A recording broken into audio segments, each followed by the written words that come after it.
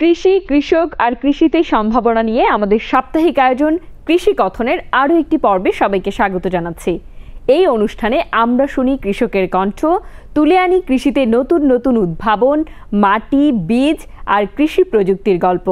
কথা বলি কৃষিতে ভর করে এগিয়ে যাওয়া বাংলাদেশের অর্থনীতির। আপনাদের সঙ্গে আছি আমি মেহনাজ মুন্নি। আনারস রূপে অসাধারণ, ঘ্রাণে অতুলনীয় আর পুষ্টিগুণে ভরপুর এক ফল। আবহমান কাল ধরে রসালো এই ফলটি রয়েছে বাংলার ফল তালিকার শীর্ষে। মুখের স্বাদ বাড়াতে কিংবা জ্বরে পথ্য হিসেবে এর জুড়ি নেই। এখন ভরপুর আনারসের মৌসুম, বাজার মাতাচ্ছে মধুপুরের আনারস। আমাদের আজকের পর্ব আনারসের রাজধানী টাঙ্গাইলের মধুপুরকে ঘিরে। দর্শক, চলুন ঘুরে আসি আনারসের সেই বিশাল সাম্রাজ্য থেকে।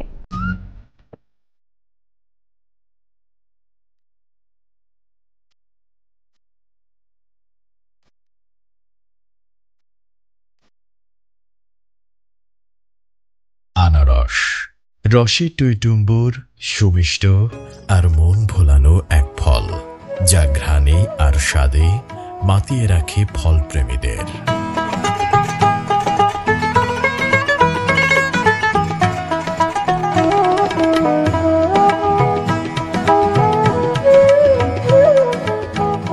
বাংলাদেশের একটি অঞ্চল জুড়ে রয়েছে আনারসের এক অভূতপূর্ব রাজত্ব।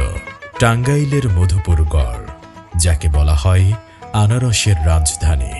লালমাটির মধুপুরের প্রতিটি আনারস যেন এক একটি স্বপ্নের গল্প বলে। মধুপুরে আনারসের শুরুটা হয়েছিল আজ থেকে প্রায় ৮২ বছর আগে। ১৯৪২ সালে ইদিলপুর গ্রামের গারো সম্প্রদায়ের নারী উদ্যোক্তা মিজি সাংমা ভারতের মেঘালয় থেকে ৭৫০টি আনারসের চারা আনেন গরুর গাড়িতে করে। চারা রোপণ করেছিলেন নিজ বাড়ির আঙিনায়। এই আনারসে প্রথমেই ভালো ফলন পান তিনি। তার সেই সাফল্য ছড়িয়ে পড়ে আশেপাশে। মিজি সাংমার কাছ থেকে চারা নিয়ে অনেকেই শুরু করেন চাষাবাদ। ধীরে ধীরে আনারস ছড়িয়ে পড়ে পুরো মধুপুর গড়ে।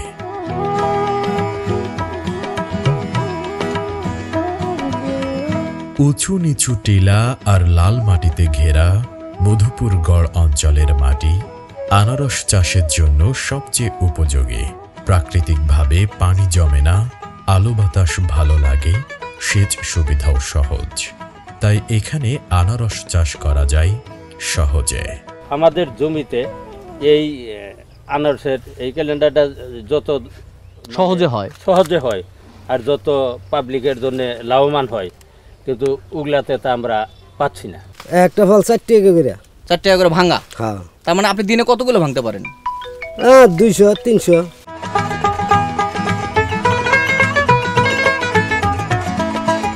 এখানে শুধু মাঠে নয়, বাড়ির আঙিনায়, পুকুর পাড়ে, এমনকি রাস্তার ধারেও আনারস চাষ হয়। হ্যাঁ, ধান আমরা কম করি। আমাদের এই জমিতে এই ধান চাষটা একটু কম হয়, খরচ বেশি হয়ে যায়। আনারসে খরচ একটু কম, আমরা লাভবান একটু বেশি। সিজনারি আনারস ওইটা গেল, এই যে আনারসটা দেখছেন না, এটা আশ্বিনে বলে। এটা আশ্বিন মাসে হবে? এটা আশ্বিন মাসে হবে। আশ্বিন, কাতি, অগ্রহণ মাস ধরে এই ফলটা আমাদের বাগানে থাকবে। থাকার পরে আমরা যেই বাগানটা রাখার উপযোগী না, সম্পূর্ণ চারায় ফল বের হয়ে গেছে, তখন আমরা এই বাগানটা আবার উঠে ফেলবো। এইগুলো সব উল্টে ভালোভাবে হাল চাষ করে আমি এই চারাটা আবার।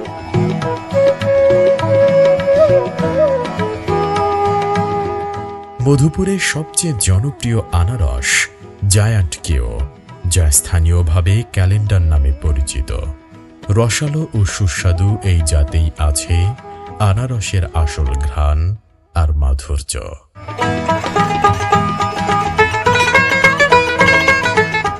এখন ক্যালেন্ডারের পাশাপাশি জলডুগি, আশ্বিনা, ভিয়েতনাম থেকে আনা MD2 এর চাষও হচ্ছে।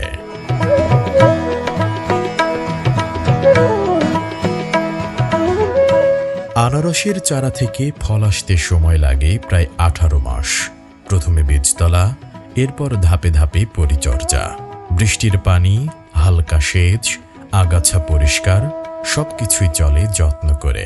তদবির করবো, এটা বড় হবো, মোটা হবো, মনে করেন ফাল্গুন চৈত মাসে এটা আমরা খেতে লাগাবো। হ্যাঁ, তারপর যদি গেলে এও ক্ষেত ভাঙ্গা লাগাই তাহলে তো ওই চারাটা যত মোটা না হবো, বলিষ্ঠ না হবো, এই তরি তারা লাগাবো না, এই তরি সার সুর দিয়া তদবির করতে থাকি। এই চাষে আধুনিক প্রযুক্তির ব্যবহার তুলনামূলক কম। চাষিরা প্রাকৃতিক ও জৈব উপায়ে চাষ করেন। অনেকে অল্প পরিমাণ রাসায়নিক সার ব্যবহার করলেও মূলত জৈব পদ্ধতি অনুসরণ করেন। ফলে আনারসের স্বাদ, ঘ্রাণ আর পুষ্টিগুণ অটুট থাকে। যে আনারস যে জিআই স্বীকৃতিপ্রাপ্ত একটা পণ্য মধুপুরের আনারস, এই অল্প দিনের মধ্যে সারা পৃথিবীর মধ্যে মধুপুরের আনারসে যেমন এটা এখন স্বীকৃতিপ্রাপ্ত একটা ব্র্যান্ড কাগজে কলমে, ক্যালেন্ডার যাত্রা, এটা কিন্তু অনেকেই জানে না, অনেকেই কিন্তু জানে না কোন রাশি। কিন্তু এটা স্বাদের মাধ্যমে সরকার যেভাবে চেষ্টা করতেছে, কৃষি সচিব মহোদয় যেভাবে এটাকে গুরুত্ব দিয়েছেন এবং আমরা কৃষকরা যেভাবে সহযোগিতা করতেছি, চেষ্টা করতেছি, সকলের সম্মিলিত প্রচেষ্টায় এই মধুপুরের আনারস তার একক স্বাদের জন্য, এই একক কোয়ালিটির জন্য সারা পৃথিবীতে একক আনারস হিসাবে প্রতিষ্ঠিত হবে, আমি এই প্রত্যাশা করি।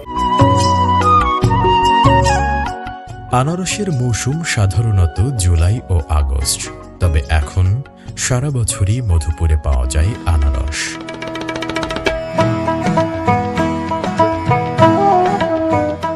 বিরাশি বছরের ঐতিহ্য বহন করে চলা এই ফল এখন পেয়েছে আন্তর্জাতিক স্বীকৃতি।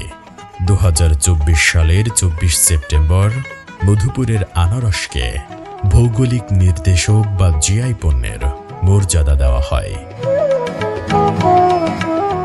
একসময় সপ্তাহে 2 দিন হাট বসত এ অঞ্চলে, মঙ্গলবার আর শুক্রবার। এখন প্রতিদিনই হাট বসে মধুপুরের জলছত্র আর গারো বাজার এলাকায়। ভরা মৌসুমে এলাকার ছোট বড় সব হাটেই বসে আনারসের পসরা।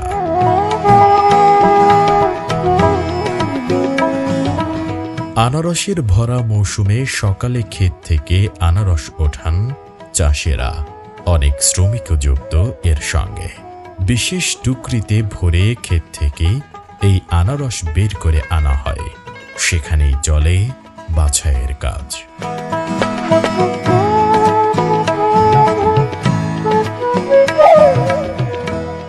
বাছাই করা আনারস চাষিরা সাইকেলে ভরে অভিনব কায়দায় নিয়ে আসেন বাজারে। এক একটি সাইকেলে 103টি করে আনারস সাজিয়ে আনা হয় হাটে।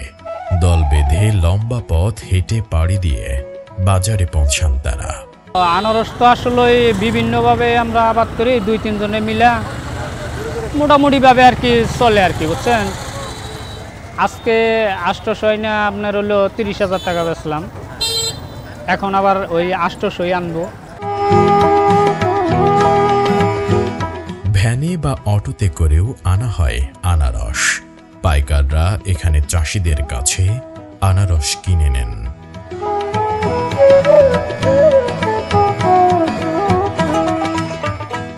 এই আনারস পাঠানো হয় ঢাকা, রাজশাহী, খুলনা, কক্সবাজার, সিলেট সহ দেশের নানা প্রান্তে। আকার ভেদে প্রতিটি আনারস বিক্রি হয় 20 থেকে 60 টাকায়। সিস্টেম মানে না আমার ফল কিনি, ওই এক গাড়ির মধ্যে দেয় 2,000, 1500, 1,000 ভাই দেয়। ছোটো গাড়ির মধ্যে 1,000, বড় গাড়ির মধ্যে 2,000, 3,000। না, আমরা বিক্রি করি না, আমরা ব্যাপারীর মাল কিনে দিই আর কি। ব্যাপারী আমাদের কমিশন দেয়, প্রতি আনারসে 1 টাকা করে পিস কমিশন দেয়। আমার অর্ডারই সব ফোনে কথা হলো। হ্যাঁ, আমার প্রতিদিন 7 থেকে 8,000। প্রতিদিন এই হাটে কোটি টাকারও বেশি লেনদেন হয়। মধুপুরের কৃষি অর্থনীতির বড় একটা অংশই জুড়ে আছে আনারসকে কেন্দ্র করে। এই অঞ্চলের তরুণরাও এখন আনারসকে কেন্দ্র করে উদ্যোক্তা হচ্ছেন। চাষাবাদ, বিপণন, পরিবহন, এমনকি অনলাইন বিক্রিতেও যুক্ত হচ্ছেন তারা। কৃষি মন্ত্রণালয় বলছে ভবিষ্যতে মধুপুরের আনারসকে কেন্দ্র করে শিল্প এবং রপ্তানি নির্ভর প্রক্রিয়াজাত কারখানা গড়তে চান তারা। আমরা যেটা চাচ্ছি যে শুধু ফল উৎপাদন বা ফসল উৎপাদন করলে হবে না, এটা প্রকৃত বাজারজাতকরণটা খুব ইম্পর্টেন্ট। এই কানেক্টিভিটিটা সহ আমরা ডেভেলপমেন্টটা চাই, এমনভাবে আমরা করতে চাই যাতে করে যে কৃষক বা যারা ফসলটা ফলাবেন তাদের মধ্যে যেন এইটার ন্যায্য মূল্য সহ তারা পান। সেটার জন্য বাজার ব্যবস্থাপনা অন্যান্য বিষয়গুলো একসাথে ভেবে আমরা কিছু ভবিষ্যৎ পরিকল্পনা রয়েছে, সেই কর্মসূচিগুলো আমরা নিব বা আমরা প্রকল্পের মাধ্যমে সেই কাজগুলো শুরু করব।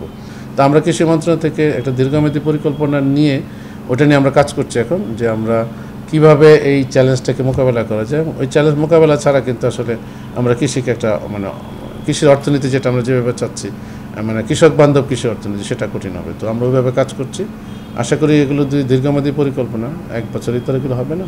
তো আমরা পরিকল্পনার মাধ্যমে যে প্রকল্পগুলো অথবা যে উদ্যোগগুলো নেব সেটার মাধ্যমে কৃষক উপকৃত হবে আর সার্বিকভাবে আমাদের কৃষির উন্নয়ন হবে বলে আমার বিশ্বাস। মধুপুরের আনারস এ অঞ্চলে শুধু একটা ফল নয়, এটা এখানকার মানুষের জীবনের অংশ। নারী উদ্যোক্তা মিজি সাংমার হাত ধরে যে যাত্রা শুরু হয়েছিল তা আজ কয়েক হাজার চাষির জীবিকা, হাজারো পরিবারের স্বপ্ন। মধুপুরের আনারস দেশের গর্ব, বিশ্বমঞ্চের পরিচিতি। তার প্রতিটি কণা শুধু রসে নয়, গল্পে ভরা, যে গল্পটা মাটির গল্প, মানুষের গল্প।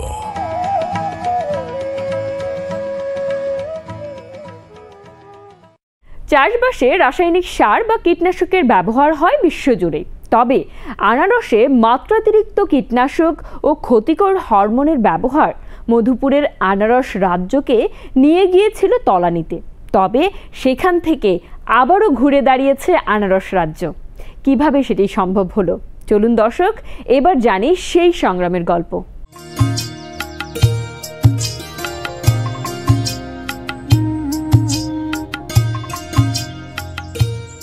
বাংলাদেশের আনারসের রাজধানী টাঙ্গাইলের মধুপুরের আনারস শুধু রসে টইটুম্বুর নয়, এর গন্ধ আর স্বাদ ছড়িয়ে আছে দেশের আনাচে কানাচে। কিন্তু এই আনারসের ঐতিহ্য একসময় হারাতে বসেছিল এক ভয়াবহ বিপদের মুখে। সাধারণত আনারস বাগানের পরিপক্ক হতে সময় লাগে 5 থেকে 6 মাস, কিন্তু লোভে পড়ে সময়ের আগেই ফল পেতে শুরু হয় রাসায়নিকের ব্যবহার। ওষুধে ক্ষতিকর, আমাগরও তো 2-4টা খাওয়া লাগে, আমাগর বাল বাচ্চারাও খায়, আমাগর মতো মাইসে তো কিনে নিয়ে খায়। এই জন্য একটু কম দেই যাতে ক্ষতি না হয়, পাবলিকের ক্ষতি না হয়। এই জন্য এখন ওই মেডিসিনটা একটু কমাইয়া ব্যবহার করি। ফুল ফোটার সময় কৃষকরা আনারসে স্প্রে করতে শুরু করেন মাত্রাতিরিক্ত প্ল্যানোফিক্স। ফল বড় করতে ব্যবহার হতো হরমোন সুপারফিক্স, আর পাকাতে ক্যালসিয়াম কার্বাইড, ইথ্রেল কিংবা রাইপেন, যা মানবদেহের জন্য অত্যন্ত ক্ষতিকর। প্রথম দিকে চাষিরা এই উপায়ে লাভ পেলেও ক্রেতারা মুখ ফিরিয়ে নেন মধুপুরের আনারস থেকে। বাজারে বিশ্বাস হারায়, আনারসের খ্যাতি নেমে যায় তলানিতে, চাষিরা পড়েন মহাসংকটে।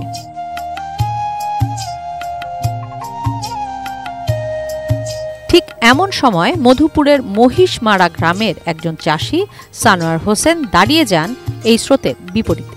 শুরু করেন নিরাপদ বিষমুক্ত আনারস চাষ, গড়ে তোলেন নিরাপদ চাষি সমিতি। সবাই মিলে আমরা চেষ্টা করিতেছি এবং এটার ফলও পাইতেছি, যার দরুন এইবার আনারস আমি কমপক্ষে 1000 ভোক্তার সাথে বিভিন্ন জায়গায় কথা বলেছি, ভাই আনারসটা কেমন।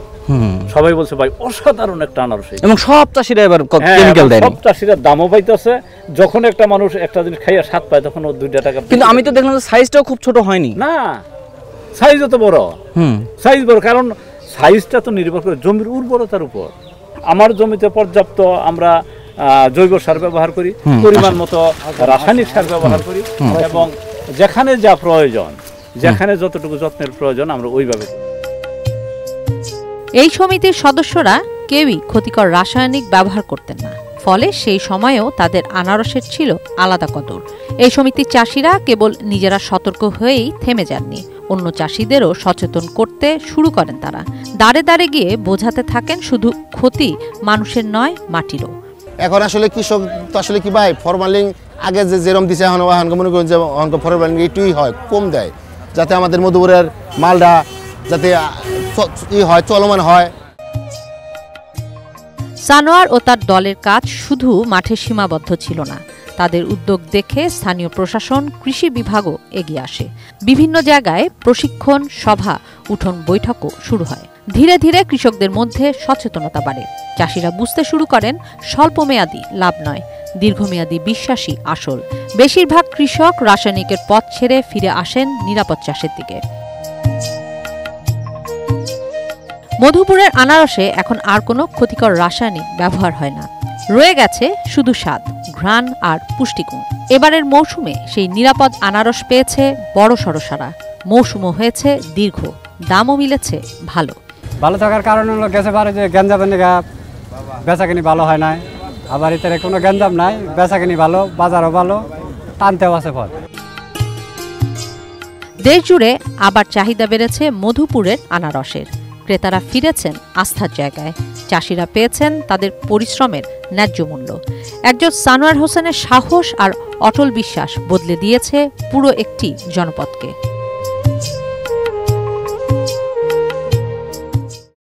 দর্শক, এবার জানাবো সারা বিশ্বে আনারস উৎপাদনে কোন দেশ রয়েছে কত নম্বরে।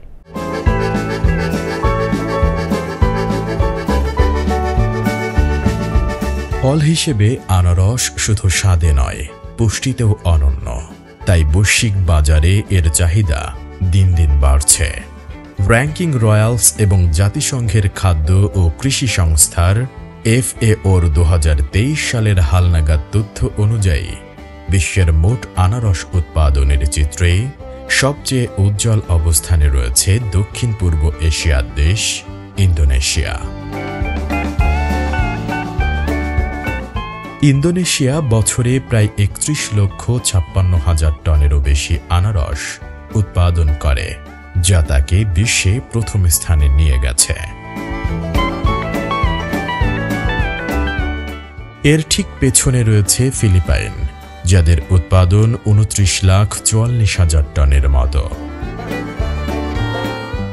তৃতীয় স্থানে থাকা কোস্টারিকা 29,37,000 টনের আনারস উৎপাদন করে, যা মূলত রপ্তানির জন্য বিশ্ববাজারে বিশেষভাবে পরিচিত।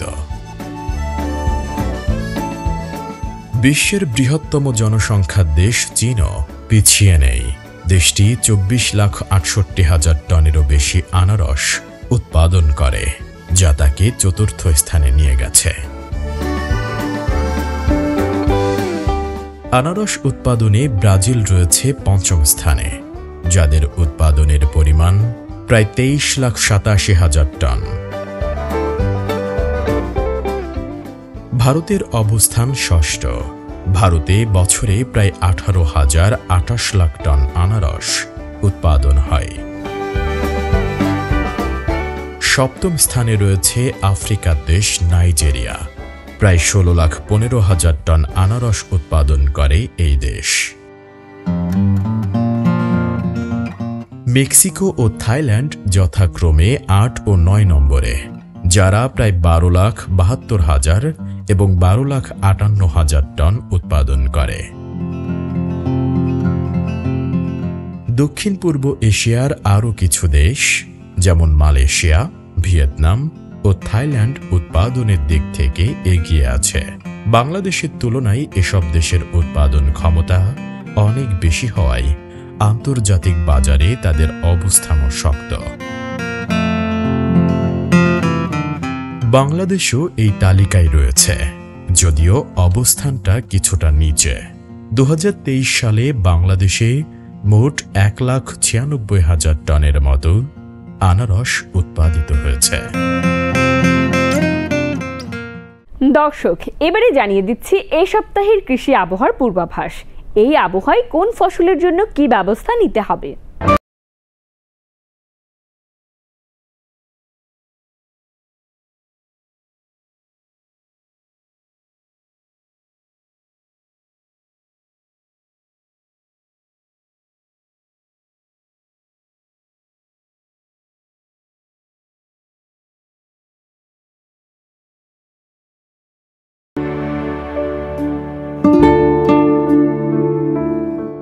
দক্ষিণাঞ্চলে আকাশ আংশিক মেঘলা থাকবে, তবে গরম আর্দ্রতা বেশি হতে পারে। দিনের তাপমাত্রা 31 ডিগ্রি সেলসিয়াস থেকে 35 ডিগ্রি সেলসিয়াস, রাতে 25 ডিগ্রি সেলসিয়াস থেকে 27 ডিগ্রি সেলসিয়াসের